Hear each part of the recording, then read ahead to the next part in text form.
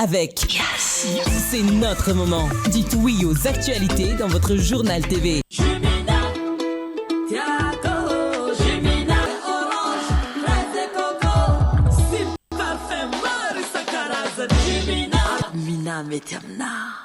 Manolotra ho anao ny vaovao.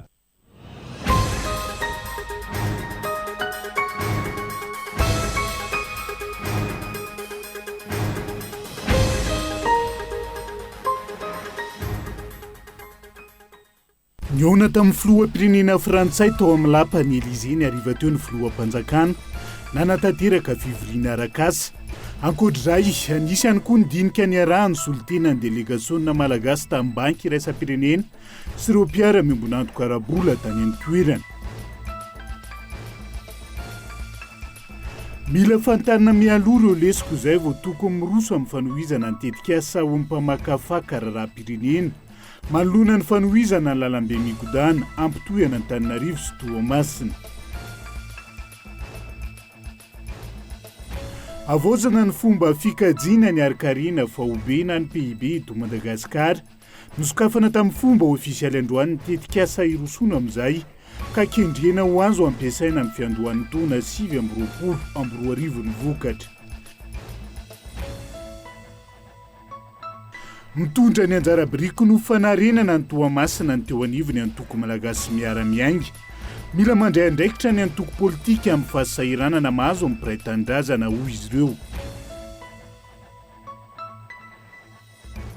Anivelany nanamafy ny fanohanana tsy misy fepetra ny Ukraine ireo filoham-pirenena mpikambana anatin'ny G7 isan'izany ny filoham-pirenena Amerikanina.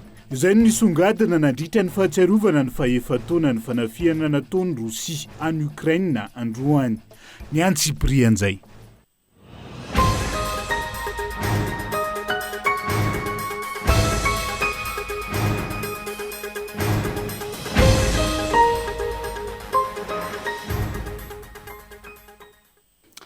Akafaliana trano tonga lasy tonga vavy no hitsidiany indray ny tokantranao amin'ity ality tonga soa atao anaty fotoana ny fampalalam-baovao manasa anao ihany koa anaraka ny Antsiprian'izay. Avy hatrany mikasika ny ako ny adian'ny filoham-panjakana any la Frantsa no hanomboantsika ny fampalalam-baovao amin'ity ala ity.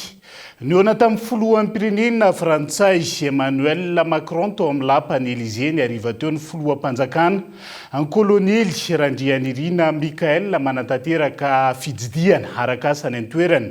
Ankoatr'izay nisy ihany koa ny dinikasa ny arahany solontenan'ny delegationina malagasy tamin'ny banky iraisam-pirenena sy ireo mpiara-miombonantoka arabola tany antoerana.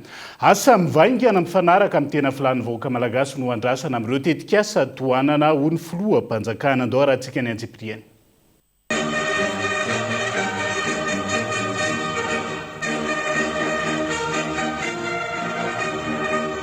Tamin'ny efa-toratolakandro teo no niraisy ny filoham-pirenena frantsay Emmanuel Macron tany Frantsa ny filohan'ny fanavaozana ny Repoblika ny kolonely Randrianirina Mikael. Mbola ao anatin'ny fionana arak'asa ao amin'ny lampam-panjakana Elysée ao Frantsa amin'izao fotoana izao ny filoha roa-tonta miaraka amin'ny delegationina samihafa. Fivoriana arak'asa miompana amin'ny lafiny samihafa izay mbola andrasana ny akony. Ankoatra ny fijidiana arak'asa anisy ihany koa ny dinikasa ny arahan'ny delegationina malagasy tarihan'ny filohan'ny fanavaozana ny Repoblika ny kolonely Randrianirina Mikael hatrany mialoha ity fionana ity. Nandritra izay dia nisy nidinika niaraka tamin'ny banky iraisam-pirenena sy ireo mpiara-miombonantoka arabola samihafa tao Paris.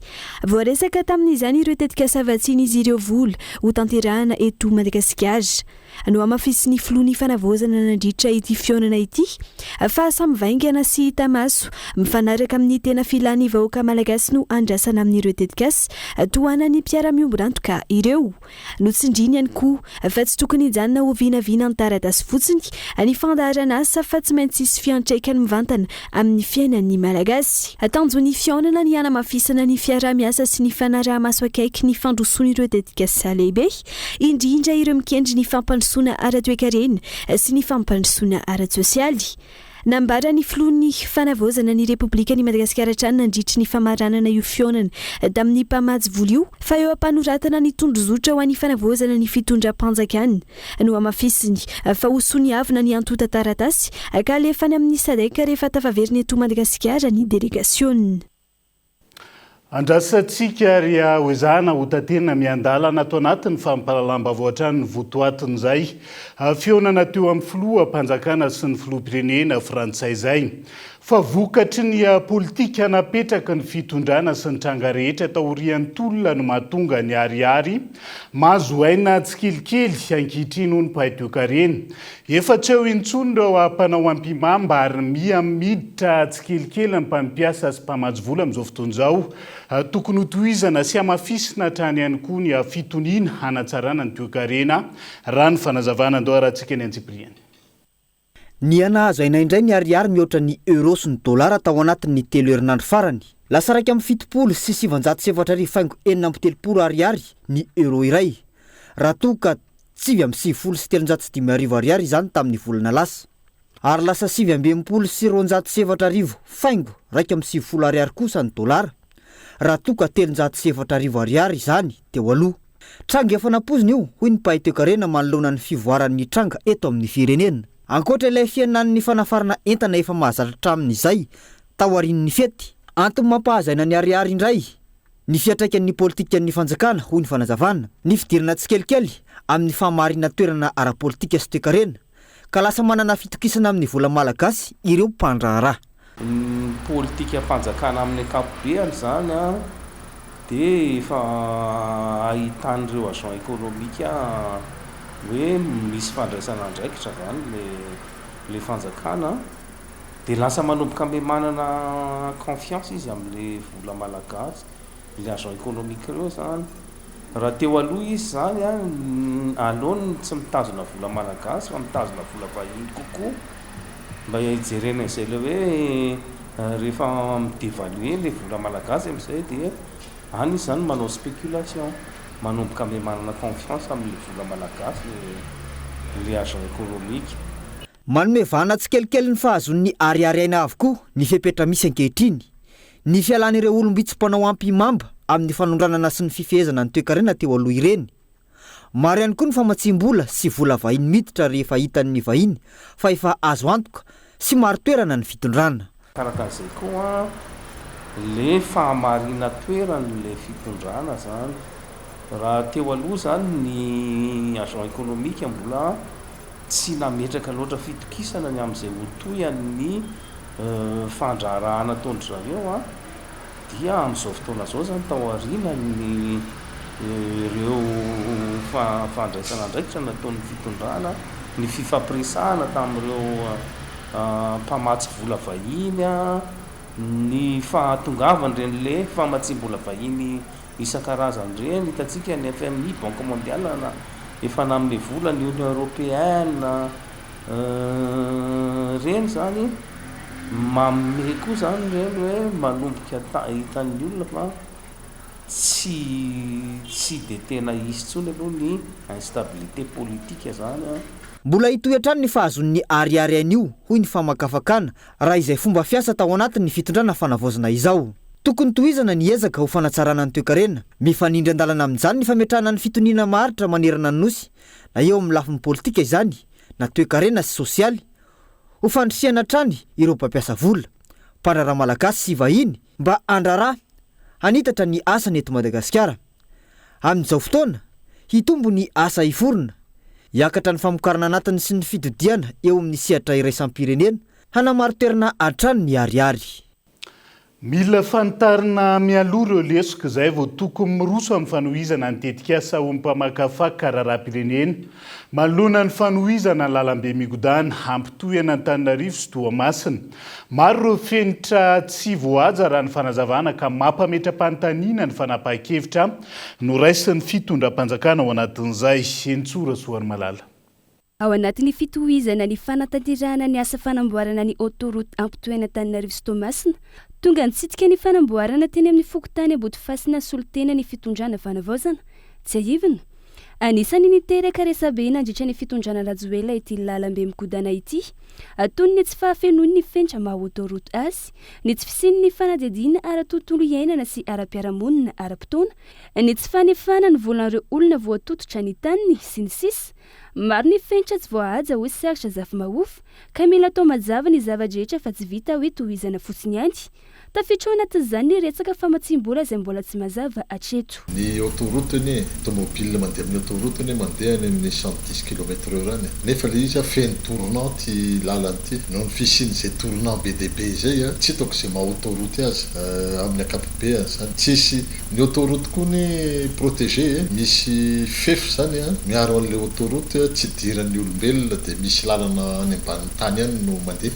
zany rehetrarehetra zany amiko aloha zany tsy anaty norme io autoroute io na ny qualité technique an'le lalana ary tsy mahafeno fepetra ka aza adino zany fa camion tena andeha amin'ny autoroute io satria ny camion reo mpitatitra entana reo camion 35 à 40 tonnes reo no be dia be mandray an'le autoroute zay ny nasimba ny lalana reo route nationale le ka le izy zany na ny épaisseur na ninona zany lazain'ny technicien fa hoe tsy manaraka ny norme magaga ihany zany le izy hoe tonga dia tohizana fotsiny zany le autoroute efa nandray onitra ve reo olona rehetra voakasika zany le financement ny autoroute io tsy mazava koa tokony amen'ny fitondrana ankehitriny koa zany hoe ahoana ny fomba ifinansiana azy raha ny fantatry ny fanjakana tsy nono tokony nanoana ara-bolo itetika azy io tany am-piandohana saingy nijanona izy ireo rehefa tonga teo amin'ny fitondrana iandry rajoelona mila jerena dia n'izao ny kalitaon'ny asa vita ahafahana mamantatra ireo mila amboarina mialohany anohizana azy mba ampaharitra ny fototrafitrasa io no tokony ataony fanjakana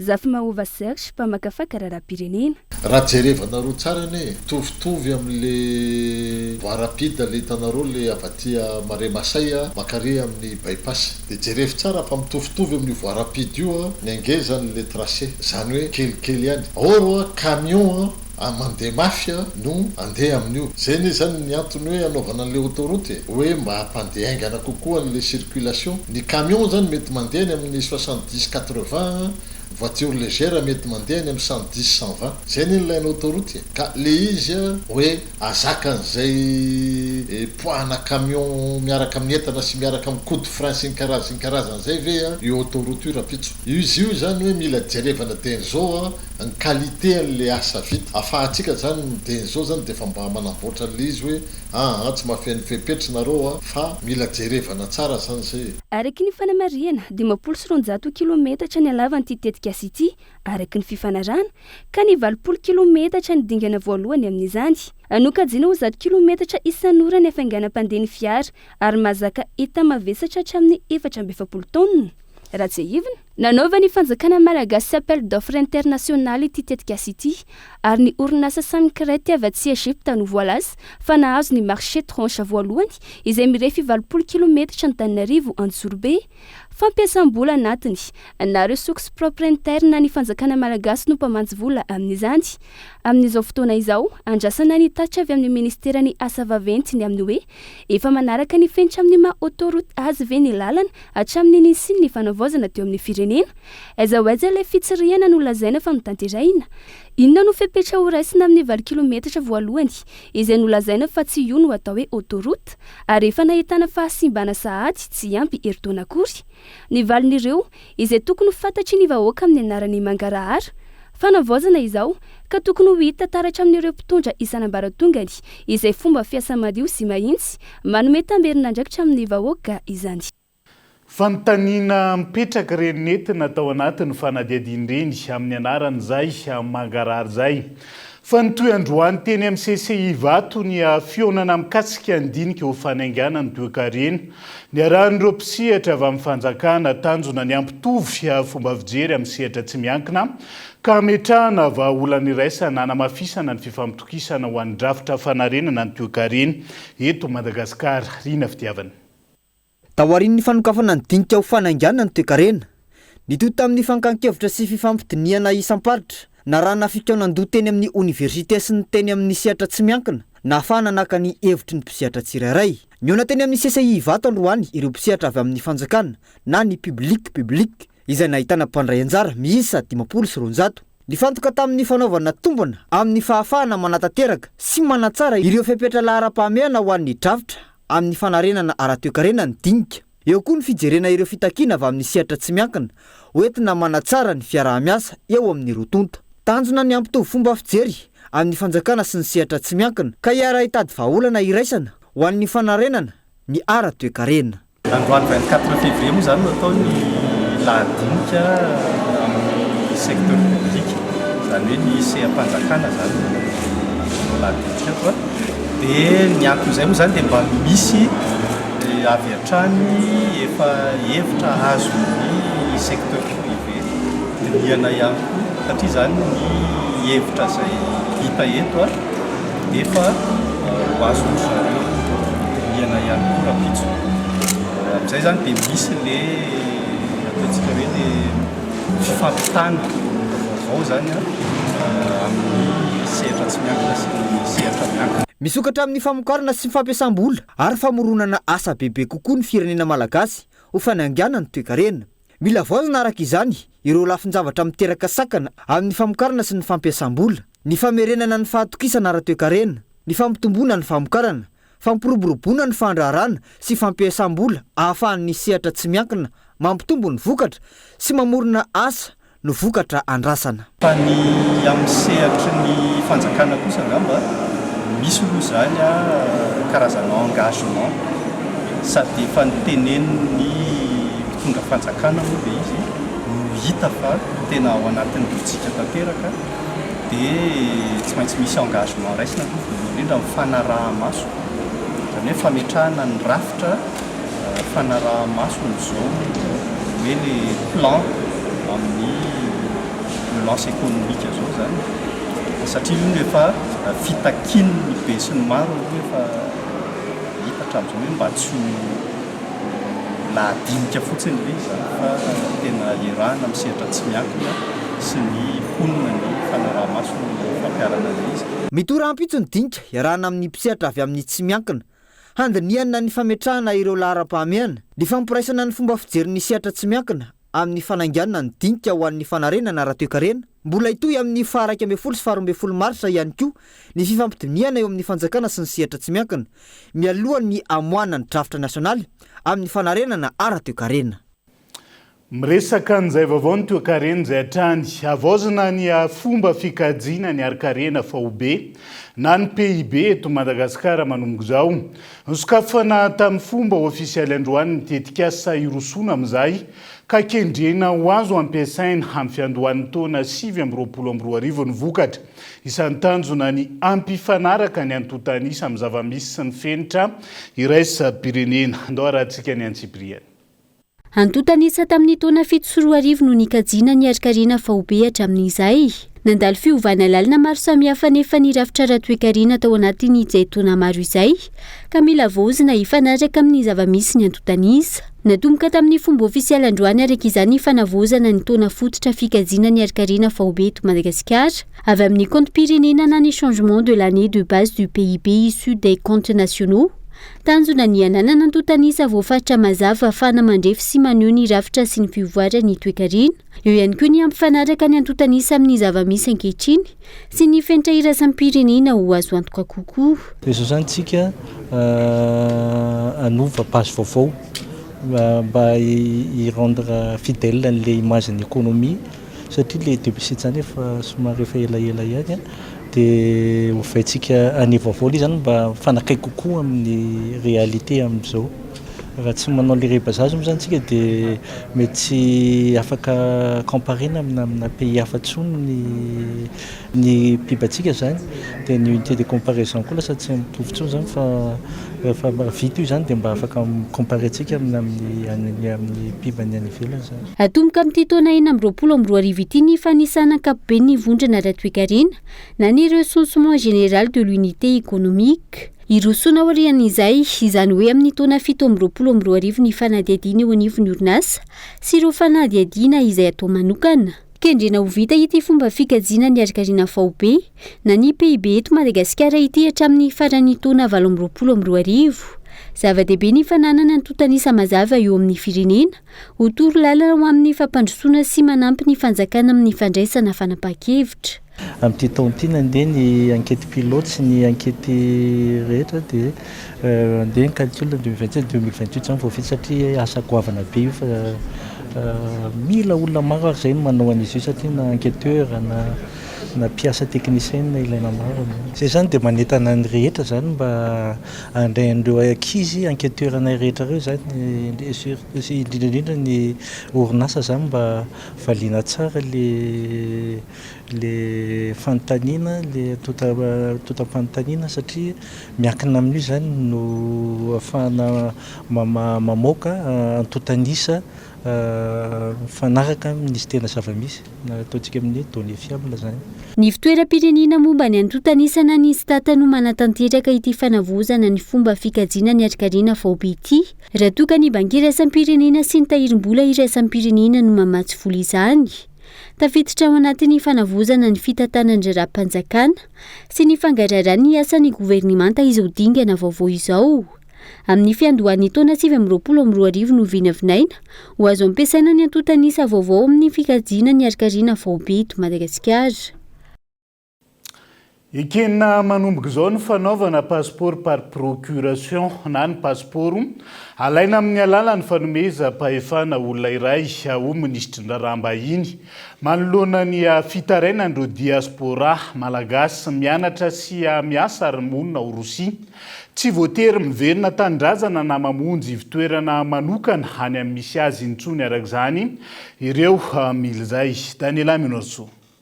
Tsy maintsy miverina tandrazana na ihany koa mamonjy fitoerana manokana any amin'ny firenena misy azy hatramin'izay ireo diaspora malagasy mianatra na monina ny ivelany isan'izany ohatra ireo diaspora malagasy ao Rosia rehefa namboatra na navao ny pasporn'izy ireo raha ny fitarainana. Tranga izay isany mandany fotoana sy vola ho azy ireo ka nanovan'izy ireo ansoafy tamin'ny ministry ny raharaham-bahiny nandritra ny fahatongavany tao Rosia ny alakamisy lasa teo. Mikasika ny fikarakarana passeport misy olana be mikasika ny passeport io fikarakarana anazy indrindra ho an'ny mpianatra na ho anay hoe mipetraka eto Rosia dia mba mangataka izay ka mba ohatra hoe afaka hoe asina amoraina zany fikarakarana ny passeport amin'ny ambasady raha ohatra ka hoe possible zay zavatra izay maro ny mety hoe manana hevitra mikasika an'izay ihany koa. Malona izay fangatany mpianatra malagasy any ivelany izay ho amoraina ny fahazoana passeport ho an'ireo malagasy monina sy mianatra any ivelany manomboka izao na ho an'ireo manavao izany na ho an'ireo anamboatra amin'ny alalan'ny fanaovana passeport par procuration ho ny ministry ny raharaham-bahiny. Izao dia efa ekena ny mamboatra passeport amin'ny alalana fanindrena fanomezana fahefana olona anamboatra azy le hoe passeport par procuration zay zany no taon'izao ary eo ihany koa ampandiniana ny fepotona faharetan'iny passeport iny. Raha ohatra izy te hoe validité ny passeport natao hoe 5 taona dia azo eo ampandiniana azy moa hoe amboarina hoe ho 10 taona. Antenaina fanamaivana ny mpila rarahina an'ivo ny fanaovana passeport io fepetra noraisin'ny ministera ny raharaham-bahiny io. Andrasany maro ihany koa ankoatra izay ny ametrahana ny fitsinjaram-pahefana ka tsy hoe eto Antananarivo renivohitra irery ihany no ahafahana manao izay passeport izay eto Madagasikara. Ireo avy any amin'ny fatra izay tsy maintsy mandany vola sy fotoana vao afaka manamboatra izany passeport izany raha ny fitarainana hatrany. Ao anatin'izay tontolo ny fampianaran'izay tanora lasivavy miisa 20 isana feno fepetra sy tsara noty tamin'ny fanadinana baccalauréat teknika antaona 420 sy 520 ka nahazo vatsim-pianarana mandritra ny roa taona sy tapany ho an'ny Algérie no ny antoan'ny fitondram-panjakana tapakila sy nomena indemnité d'installation tsirairay avy. Natolotra ny ministra ny fampianarana teknika sy ny fanofanana araka azy zany taorian'izay ny azo an'ny Algérie izy 12 menada hianatra mandritra ny roa taona sy tapany ka bain loha. Sambany teo amin'ny tantaran'ny fampianarana teknika sy ny fanofanana arakasa teto Madagasikara no ny antohan'ny fitondram-panjakana ny sarandalan'ireo nahazo vatsim-pianarana ho any ivelany ambonin'izay ihany koa ny fanomezana azy ireo indemnité d'installation izy 12 menada ireto aloha no tsara vintana tamin'ity andiany voalohany ity ho an'ny Algérie zava-dehibe ny fanratona fahaizana tahaka izao any ivelan'ny Madagasikara, hoy ny ministry ny fampianarana teknika sy ny fanofanana arakasa. Fotoana nanomezantsika tapakila fiondranana ho andro mpianatra 20 mianadahy andeha nahazo ny vatsim-pianarana hianatra ho an'ny Algérie. Tsara marina fa zany rehetra izany dia ezaka ataon'ny fitondram-panjakana ny amin'ny iantoana ny sarandalan'izy ireo dia anomezana ihany koa indemnité d'installation rehefa tonga any Algérie zareo. Nalefa ireto mba hakany izay fahaiza-manao zany, hianatra n'izany fahaiza-manao zany any dia mananteny isika fa miverina avy any zareo dia ampiahatra izany ampiahatra n'izany eto amin'ny firenentsika. Zay ihany koa moa ny ampitafatra amin'iny zareo hoe atsiaro hatrany ny fitondrana ny tanindrazana izay mipoirana. Comptable, gestion, électronique, chef chantier, BTP, maintenance et mécanique automobile, tronicien, ireo no sampampianarana na raha ny izy tsirairay ireto avy teto Madagasikara hisy ny lamina manokana apetraka rehefa tonga any Algérie. Ampatsihivina hatrany fa miainga tamin'ny fampahafantarana natao teo anivon'ny ministera ny fampianarana teknika sy ny fanofanana arakasa ary ny fampitahana ireo voka-panadinana baccalauréat teknika ny taona 2024 sy 2024 no nitsongana azy ireo. Napetraka ihany koa ny fifandanjana isam-paritra ka ny 12 mianadahy noho izany no nahafeno ny fepetra teo amin'ny salanisa ambony sy vonona ary nahafeno ny antota taratasy rehetra nilaina tamin'izany. Ankoatr'izay, nisokatra ny fandraisana mpiasam-panjakana eo anivon'ny ministera ny fampianarana teknika sy ny fanofanana arakasa miisa 500 ny poste budgétaire azo ny taona 2024. Efa nitsangana ny komity andinika ny antota taratasy nireo vacataire ho raisina ao anatin'izany. Aseho ampahibe maso ary atao mangarahara tanteraka ny fandraisana ireo mpiasam-panjakana 500 ireo, hoy ny teo anivon'ny ministera. Vacataire izay miasa eny anivon'ny établissement no horaisiny. Zany ireo efa nisehatra, efa niasa teny amin'ireny établissement ireny.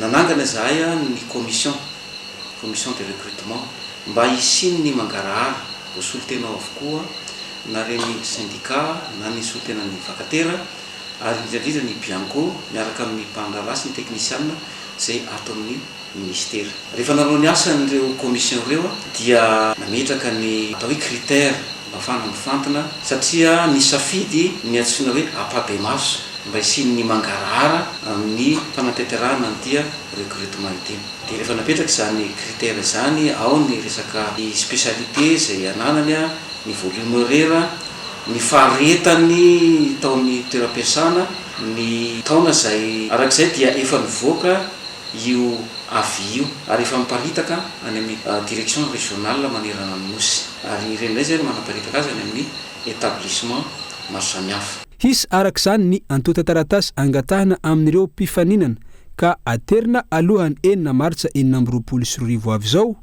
eny anivon'ny fitalevam-paritra misy azy tsirairay raha ny fanazavana. Dia izay ihany koa no entintsika amin'ny C2 ao anaty doga fohy aza misaraka aminay ary.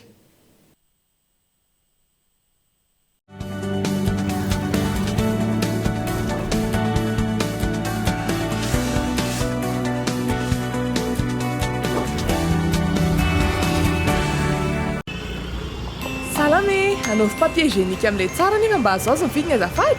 Misy amin'ilay mety aminao mihitsy ato. Ilay papier hygiénique vaovao C2 malefaka tsara kalitao. Nefa 700 ariary fotsiny ny vidiny. Tsara kosa zany a. Neny lany papier. Tia e!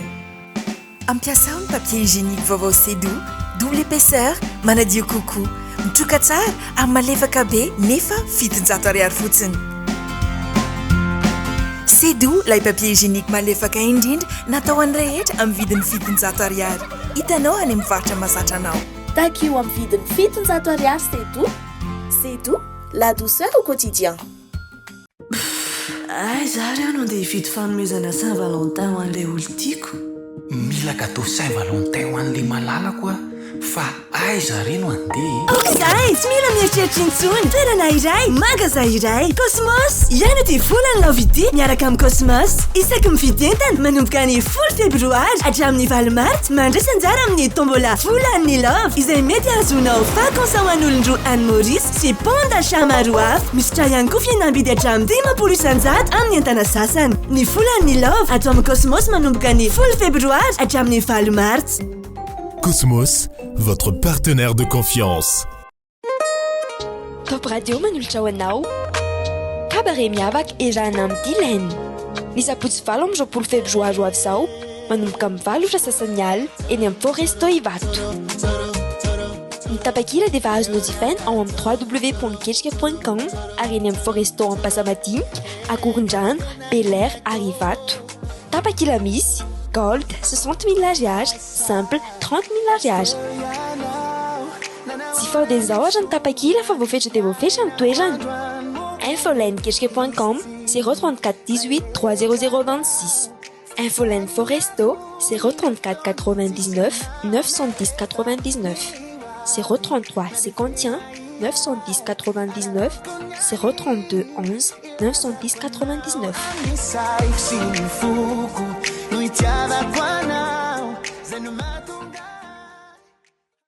Nisafidiny marika Génie aho ary ianao koa miova ho Génie. Génie ilay marika vaovao moderna sy mihaja ho an'ny carte à jouer, briquet sy vokatra maro hafa ihany koa. Manomboka izao ary takeo eny am-pivarotra mahazatra anao ny marika Génie. Génie, c'est génial. Distributeur Uditex 038 14 730 89.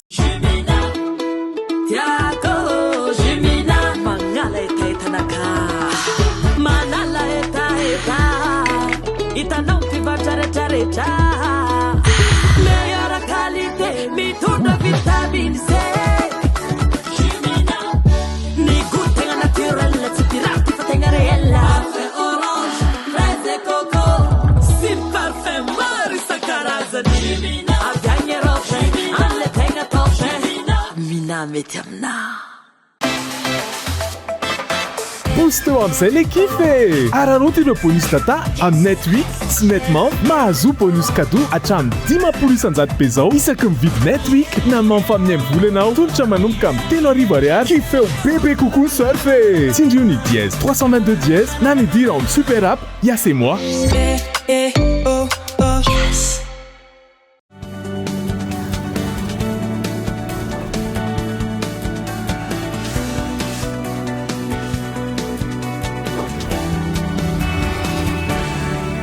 Anoizatsika ny tapany faharoa amin'ny fampalalam-baovao amin'ity ala ity mitondra ny anjara biriky no fanarenana ny Toamasina ny antoko malagasy miara-miainga. Mila mandray andraikitra ny antoko politika amin'ny fahasahiranana mahazo amin'ny mpiray-tandrazana amin'izao fotoana izao izy ireo.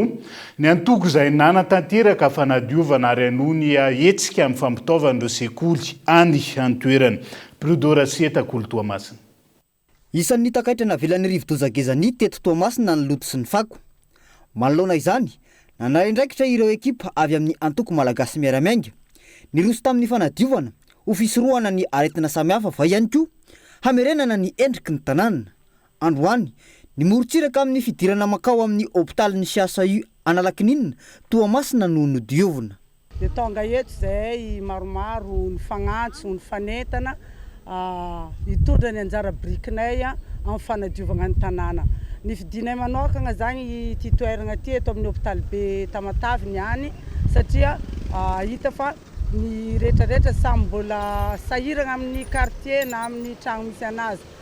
Zay tonga eto moa zany dia misy ny avy agny Antananarivo, misy ny avy agny Vavatenina, Fenerivo, Mahambo, ny Brickaville ary ny indrindra fa ny zanaky ny Tamataville zany dia agnisan'ny tonga eto daholo zay niara ny fagnotrona aketo amin'ny androny any ty.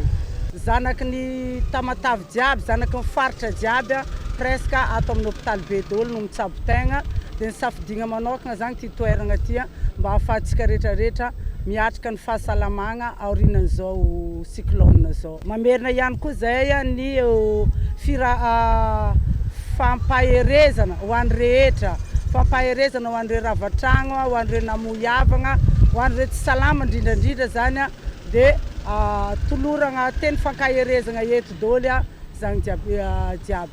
Tsy janona ny hetsika ho ny mpikatroka avy amin'ny antoko malagasy miaramainga fa itoy amin'ny fanampiana ireo sekoly izay hita fa potika tao ariny ny rivo toza iny. Agnadio no toerana vitsivitsy fianarany zanakatsika ary hitondra ihany koa anjara biriky amin'ny fagnamboarana fagnaregnana an'le tragno. Zay ny hetsika agnatin'ny herinandro ty zany zay mieritreritra hoe agnano zay azony atao amin'ny fagnampianana tanàgnan'ny Toamasina. Amin'ny sekoly zao ankoatra ny fagnadiovagna mieritreritra zay agname fanitso. Amin'izao zany zay managna fanitso eo amin'ny magnodidina ny 200 eo. Dia zany hoe mba izaraigna amina sekoly vitsivitsy eto Toamasina le izy. Tsy amin'ny resaka fifidianana no ilaina ny antoko politika ho ny teo anivo ny antoko malagasy miaramainga. Manana didy, manana andraikitra ihany koa ny antoko amin'ny fahasairanana mahazo ny firenena ho fanamavanana ny andavanandrom-piainany ny vahoaka. Indrindra tamberina andraikitry ny antoko izao tanterahana izao ho iatrany ny teo anivo ny MMM teto Toamasina. Itoy eny anivon'ireo sekoly izay asa ho tanterahan'ny antoko malagasy miaramainga izay. Ahafahan'izy ireo mitondra ny fanampiana, hanafanganana ny fiverenany ny fampianarana. Ny antoko izay mametraka ho zava-dehibe ny sehatry ny fanabeazana ny zanaka malagasy ka anolotra tafo fanitso mandritra izany raha ny fampitam-baovao hatrany. Amin'izao akatoko ny andro iraisam-pirenena ho an'ny vehivavy zao, manolotra fihenam-bidy ho an'ny vehivavy rehetra amin'ny bijoteria miravaka fiadanana etsy Behoririka. Ny eny an-toerana izay ahitana firavaka ho an'ny zaza sy ireo maniry hanorina tokantrano ihany koa. Ny Antsiprian'izay. Manolotra ny fihenam-bidy ho an'ireo vehivavy rehetra ny bijoteria miravaka fiadanana etsy Behoririka amin'izao ankatoka ny andro iraisam-pirenena ho an'ny vehivavy marihina amin'ny 20 martsa ho avy izao. Ny bijoteria miravaka fiadanana izay fantatra amin'ny kalitaony firavaka amidiny amin'ny maha reny ny malagasy rehetra ny vadin'ny filohan'ny fanavaozana dia mikasa anolotra firavaka maimaimpona ho azy ity bijoteria ity amin'ny andro ny 20 martsa io. Azadino fa ny 20 martsa dia misy promotion ho an'ny vehivavy rehetrarehetra fa nefa ihany koa raha ramoseny anolotra fanomezana ho an'ny madama dia mahazo daholo tafiditra ao daholo manomboka androany ahitanareo anty dia manasa antsika ho tonga amin'ny bijoteria miravaka fiadanana etsy Behoririka tsenan'ny commune vao miditra dia izay ny box voalohany ao Azadino fa mandray commande en ligne izay izany hoe raha tsy afaka manantona anay mivantana ianareo eny amin'ny bijoteria miravaka fiadanana Behoririka na bijoteria miravaka fiadanana eo Anosy be tsena dia afaka manao commande en ligne ianareo ao amin'ny page Facebook bijoteria miravaka fiadanana. Afaka ao ianareo no manao commande satria manao livraison izay ary mandefa any amin'ny faritra. Ny WhatsApp 033 21 915 88. Ny fankalazana ny fetin'ny vehivavy io dia manafaniriny izay raha sitraky ny vadin'ny filohan'ny fanavaozana anolotra fanomezana ho azy ny bijoteria miravaka fiadanana atolotra ampitiavana maimaimpoana raha ohatra ka sitraky ny vadin'ny filohan'ny fanavaozana. Tsy ho an'ny vehivavy ihany fa manana karazana firavaka ho an'ireo zaza ihany koa izy ireo. Eo ihany koa ireo peratra ho an'ireo mikasa anorina tokantrano, manamboatra ireo firavaka simba ihany koa ny bijoteria miravaka fiadanana. Atsika ny terabao vao terabao mitady fanomezana manana karazana kavin-jazakely tsara tarehy be dia be izay tefy machine manana gourmette kely, manana bracelet, manana peratra, misy karazana firavaka be dia be volafotsy vao tonga arrivage ao aminay dia manasa antsika ho avy fa indrindra isika hanambady manam-pikasana hanambady afaka mandray commande izay peratra volamena raha 18 carats no commandinareo 1,800,000 ariary dia efa mavita 2 alliances dia bague de fiançailles anankiray. Koa manasa antsika ho tonga maro anao commande izay rehetra tia miravaka dia azadino ato amin'ny bijoteria miravaka fiadanana. Averiko farany ihany mandray commande izay raha misy simba ihany koa dia manamboatra izahay raha ohatra ihany koa ka misy firavaka efa ela reny izany hoe efa tahiry efa ela ka simba dia afaka averintsika tefena vaovao amboarina vaovao mitovy amin'ny vaovao mihitsy raha peratra afaka avadika rojo, raha bracelet afaka amboarina ho peratra na kavina. Koa dia manantena ny fahatongavantsika raha ao amin'ny bijoteria miravaka fiadanana etsy Behoririka tsenan'ny commune. Ankoatrany eny Behoririka ao amin'ny tsenan'ny commune sy eny Anosy be tsena manana page Facebook ihany koa izy ireo ka afaka mividy firavaka en ligne ao amin'ny page bijouterie miravaka fiadanana ihany koa ny mpanjifa na miantso ny laharana 034 70 559 00. Manaraka ny lamma efa napetraka tany am-piandohana ny fandridrano fizarana fanampiana ho andro Trabona nandritra ny rivodoza fity atao Mahajanga. Anjaran'ireo vehivavy bevoka sy mitaiza no nanolora ny fanjakana tamin'ny alalany Ministeram-ponina sy ny firaisan-kina ary ny NFPA fitaovana iatrehan'izay. Ireo fitaovana entina miatrika fiterahana sy ny fitaizana ho an'ireo vehivavy tojo fahasahiranana nandritra ireny rivodoza fity ireny ka tonga teny amin'ny fitoerana nandraisana ireo Trabona no voatily manokana no tolorana ireo zavatra tsy maintsy ilaina amin'izany teto amin'ny tokotany malalaka ny population mba hanamaevanana ny fiatrehan'izy ireo izany. Falifaly misaotra aminazy nagname azy zay dobondrano tao falifaly fa misaotra aminazy fo i govety i daba kapa misy lambahoany savogno jiro i kopy zay avy misy silipo ewa mafapo faly fonay satria nahazo ny zavatra tsy nampozinay le izy fa nantsoina amin'ny telefona zay de gaga zay raha nahita hoe zao ny zavatra azonay de faly be ny fonay mahita an'le izy satria yatrika fiterana zay amin'izao zavatra de faly tena faly ny fonay mahazo anazy misaotra betsaka mpitondra mpanjakana nanomenay Trabona tao amin'ny EPP fifio sady misaotra le nanome misaotra le mpiara-miasa rehetrarehetra le nanome fa tena milamina tsara zao yatsika fiterana nazo i savony anasana tanana sy anasana le zazakely nazo brosny fikiraro fitaovana ilana fiterana zany nazo koveta nazo sio nazo zinga de faly alongany faly tefa misaotra betsaka le nanome. Mizotra araka ny tokony ho izy ny fisitrahan'ireo Trabona ny fanampiana avy amin'ireo mpanolotra hoy ny talemparitra ny mponina sy ny firaisan-kina Boeny noho ny fanarahana lamina efa napetraky ny komity niara-nandray an-tanana ny fandrindrana ny fiatrehan'ny rivodoza tamin'ireo vahoaka tena voamafy. Masotrivana nanaovana an'le izy mazava ho azy dia miainga avy amin'ny lista avy tany amin'ny Benjerse izay nikirakirain'ny population sy ny Croix Rouge ary ny LS sy ny avenivon'ny Benjerse rehetrarehetra tamin'ny fotoanany famindrana reny olona reny teny amin'ny toerana fandraisana Trabona dia ny vehivavy bevoka zay dia ny reny mampinono ary ny tovavy marefo dia lista avy any no ndraisina fa tsisy lista ny foronina vaovao zany le izy. Arakaraky ny zavatra tonga avy any am-panome no andrindrana ny fizarana hoy ny tompon'andraikitra mba ireo tena tokony iantefany zany no hisitraka azy. Fa tonga nanolotra fanampiana ho andro Trabona Antoamasina teny Bureau National misahana ny loza voajanahary ihany koa androany anteo anivo ny Ministeran'ny Rano ny fidiovana ary ny fanadiovana tanjony hetsika raha ny fanazavana ny hanampiana sy hanamavanana ny fahasaranana ireo mpiray tanindrazana izay niarambona nandritra ny fandalovany rivodoza gezany faranteo ny Antsipriany.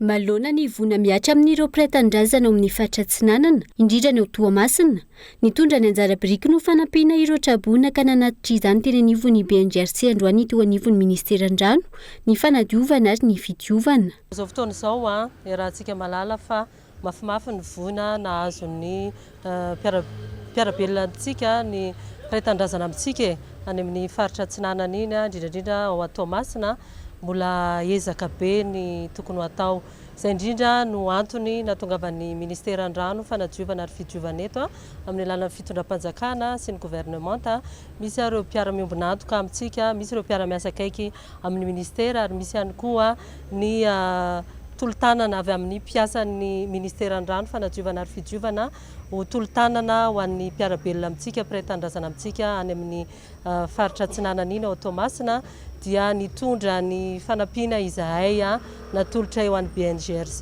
ny tanjona moa zany dia fanampiana amin'izy ireo amin'izao voina izao ary hanamaivana ihany koa ny fahasahiranan'izy ireo any amin'ny Toamasina any zany. ankilany efa manomboka miverina milonina amin'izao fotoana ny famatsiana rano Toamasina. Mandeha ihany koa ny fanadiovana lakan-drano sy ny maro hafa ho fanarenana ny tanàna. Raha iverenana kojakoja andavanandro toy ny vary, menaka, savony, siramamy, sio sy ny maro hafa ireto natolotra ho an'ny BNGRC hanampiany ministeran'ny rano ireo traboana ho Toamasina ireto. Isitraka izany avokoa izay olona tokony isitraka izany raha ny fanazavana trany.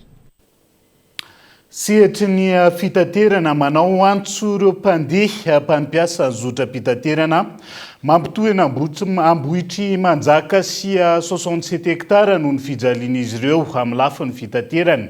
Tsy manaraka ny fitsipika amin'ny feny asa fitaterana ireo kooperativa raha ny fitarainana. Eo andalina mpikarakarana ny fampidirana kooperativa vaovao araka izany commune Ambohitrimanjaka ho famahana ny olana vonjomaika. Tsiaro Soarvelo. Mitaraina noho ny olana amin'ny fitateram-bahoaka ny poniny eny Ambohitrimanjaka efa ho herintaona izay. Raha ny zava-mitranga, misy kooperativa miisa 4 mampitohy any Ambohitrimanjaka sy 67 hektara. Saingy iray amin'ireo ihany no mahatanteraka ny asa fitateraka araka ny tokony ho izy. Tsy mahasehaka ny fahabetsahan'ny poniny izay miteraka filaharam-be. Tsy manaza ny fepetra amin'ny ora ho an'ny fitaterana iraisan'ny zotra rehetra raha ny fitarainana. Ankoatra ny fahasahiranana amin'ny fivezivezena, tadondomindoza ny fandriam-pahaleman'ireo mpandeha zay ho izy ireo nanamafy ireo olana ireo ihany koa ny contrôleur manaramaso eny an-toerana. Amin'ny dimy sasany olona dia efa milahatra tena mandra-patongany amin'ny 120 mbola milahatra tsisy bus mihitsy. Le bus le mena sisiny indray mba mitondra mba manampy vahoaka reny indray sakanana tsy mety mitondra dia lasa mandeha tongotra, lasa tratran'ny fanendahana eny Antsinandany ny mpianatra mody ariva, ny mpiasa ariva, tena mampalahelo be. Raha ohatra ka tsy havita ny asa le kooperativa dia aleo mba hajanona fa soloy Sanandro isanandro mijaly bus foana zany ny poniny ety Ambohitrimanjaka. Amin'ny efatra dia efa mody ny akamaroan'ny mpitatitra. Dia miasa izy ireo maraina manao an'ilay tsoraka. Fa rehefa vita an'ilay tsoraka amin'ny maraina tanteraka le vahoaka mody ny ankabeazan'ireo tomobily ireo amin'ny 3 ariva amin'ny 4 ariva. Izany hoe ateran'ilay olona ny Antananarivo tsy alainy rehefa amin'ny ariva ny andro. Misy tomobily tonga aty amin'ny ariva ohatra amin'ny 3 izy tonga eto Ambohitrimanjaka. Dia désinena mihitsy izy, omena désination hoe tsy maintsy makany Antananarivo ianao, makan'ilay olona fa alainy ny désination. Tsy zareo tsy tonga ny Antananarivo, tsy hoe makaizy zareo na makaizy zareo. Nentina tena nivony ATT izay ihany tokony raharamsahana ny fitaterana tanetiny raharaha ny fahatombohan'ny volana febroary teo. Atao orin'ny fivoriana maro natao nametraka tolo-kevitra ny ATT ametrahana laminasa ho an'ity olana ity izay mijery ny tombontsoan'ny mpandeha. Nivoaka ny 20 febroary teo ny fanapa-kevitra raikitra ka mbola voatazana tamin'izany ny rindran-damina teo aloha izay nampitaraina ireo mpandeha. Manoloana ny toedrara nandray fanapa-kevitra ny commune Ambohitrimanjaka fa hampiditra kooperativa vaovao. Tena ampy zay eto amin'ny commune Ambohitrimanjaka. Ampy tsy lalovina ohatra zany ny vahoaka. Koa eo anatrehan'izay dia andray fanapa-kevitra entitra sy feno izay eto amin'ny commune. Eo amin'ny fampidirana kooperativa vaovao. Izay zany dia efa eo ampikarakarana an'izay amin'izao fotoana izao. Raha voatatra ny vahoaka tsy manana problème zay. Fa ny résultat hatramin'izay ka hatramin'izao dia tsy voatatra ny vahoaka fa menimeno manisanandro. Dia hitantsika eo toy ihany. Miantso ny tompona ndraikitra araka izany ireo mponina sy mpandeha hijery vahaolana maro. Manoloana ity olana fitaterana mampitohy any Ambohitrimanjaka sy Antananarivo 67 hektara ity. Lafomba vao hafa nosokafana ny piscine ranomafana rehefa nokatona nandritra ndray volana mahery. Taorian'ny fanapahan-kevitra no raisin'ny ministeran'ny fahasalamam-bahoaka napetraka ny mpitantana vonjomaika ho fampandehana andraraha andisian'ny toeranandao rahantsika ny Antsiprieny. Nisokatra ny dobo filomanosana ao amin'ny station thermale ranomafana izay toeram-pitsaboana sy fizahantany rehefa nikatona nanomboka tamin'ny 12 janoary lasa teo noho ny olana teo amin'ny mpiasa izay nitarika amin'ny fangatahana fialan'ny mpitantana teo aloha ny antony nanakatonana azy raha tsy heviny. Vokatr'izany raisiny médecin inspecteur ao ifanadiana vonjimaika ny fitantanana mandrahapahavoatendry ny mpitantana vaovao. Nosokafana amin'ny fomba ofisialy zany androany ny piscine eto amin'ny commune Ranomafana aty amin'ny district Fanadina faritra Vatovavy. Noho n'ireo olana izay nisy teo aloha tamin'ireo personnel tato anatin'ny station thermale sy tamin'ireo ray aman-dreny ary ny vahoaka Ranomafana dia raha ny tokony misy moa zany efa misy médecin chef eto fanono hoe mbola misy procédure kely tsy maintsy narahana dia niraisina aloha ny fitantanana vonjomaika dia ataony passation tena izy rehefa tonga izay taratasy zay nona sy antenaina fa tsy hoe zay taratasy zay tonga dia anao passation définitive amin'izay a ny mpitatana teo aloha sy ny mpitatana zay hotendry vaovao. Eo ny toeram-pitsaboana ao ranomasina fa andrasana ihany koa ny fanazavana sy ny valin'ny fanadahadiana manoloana ilay voalaza fa nisy fanodikodinana fanafody tao ifanadina izay tsy mbola hita mazava hatramin'izao. Ireo vaovao nisongadina natao amin'ny page Facebook ny vaovao ny Kolo TV tamin'ity androany indray no ndao arahantsika vetivety. Vehivavy iray no hita faty tao Ambohi Tsaratelo avaratetezana Ampitatafika androany maraina. Tsy teo intsony ny tanany ilany havia mahazo ny tratrany sy ny sorony ary tsy tao intsony ihany koa ny fony sy ny taovany sasany. Ny lohany sy ny tarehiny nahitana dia nikaikitra ary nisy nofony ala. Mbola hita teo ny entany tao anaty sachet mainty niaraka tamin'ny poketrany. 10 metatra ny ala teo amin'ny nisy ny vatany no nahitana ny taolan-tanany. Kaikitry ny biby no hita tamin'io vehivavy io ary tombanana ho tany amin'ny 10 ora tany ny nahafaty azy raha ny filazan'ny mpitsabo. Nisy vary simba 3 camion tratra tany Ambatolampy ny farany herinandro teo araka ny vaovao avy tamin'ny ministeran'ny varotra sy ny fanjifana. Efa nogazana moa ireo vary simba milanja 470 taonina ireo ho fiarovana ny mpanjifa sy mba tsy hiparitahan'ireo vary simba ao Tomasina noho ny fahasimban'ny trano ny tobiny vokatry ny rivodoza Gezani dia hisy ny fanaraha-maso akaiky ny tahirinentan'ireo mpanafatrentana ka anamafy ny fanaraha-maso ny ministera. Ity farany izay mampitandrina ireo izay mbola mini ivarotra ireo vary simba ireo ary hisy ny fampiarana ny lalàna sy ny sazy mifanaraka amin'izany. Fiaramanidina mpitondra marary mampitohy Anne Ranchi amin'ny Delhi no tradoza tao amin'ny distrikany Chartres akaiky ny Simaria any Inde omaly latsinainy. Tsy nisy avotra ireo olona misafity tao anaty raha ny nambara ny fahitalavitra indiana ny faharatsy ny toetrandro no everina ho antony nahatonga ny loza. Na izany, efa misokatra kosa ny fanadahadiana ahafantarana izay tena marina momba ity tranga ity. Irendray no vaovao nisongadina namarika ny page ny Facebook ny vaovao ny Kolo TV tamin'ity androany ity. Dia izay ihany koa no entsika miampita ao anatin'ny maresaka iraisam-pirenena vetivety. Nanamafy ny fanohanana tsy misy fepetra ny Ukraine ireo filoham-pirenena mpikambana anatin'izay site isan'izany ny filoha Amerikana. Izay no isan'ny nisongadina nandritra ny fahatsiarovana ny faha-efa taona ny fanafiana nataon'ny Rosia ny Ukraine androany. Nilaza kilan'ny Rosia androany fa tsy mbola tratra ny tanjony hatreto. Amin'ny filoha Ukrainiana Volodymyr Zelensky ihany koa ankilan'izay. Ny Araba sy ny dera manokana ny fiatrehana sy ny fanosehana vahoaka Ukrainiana amin'ny fanafiana ataon'ny Rosiana. Dia izay ihany koa no entina manakatona ny fiarahana ho any androany ankasitrahany ianao nanaraka ny fampalalam-baovao hatramin'ny farany. Mandra-pitafo amin'ny rapitsony ary veloma tompoko.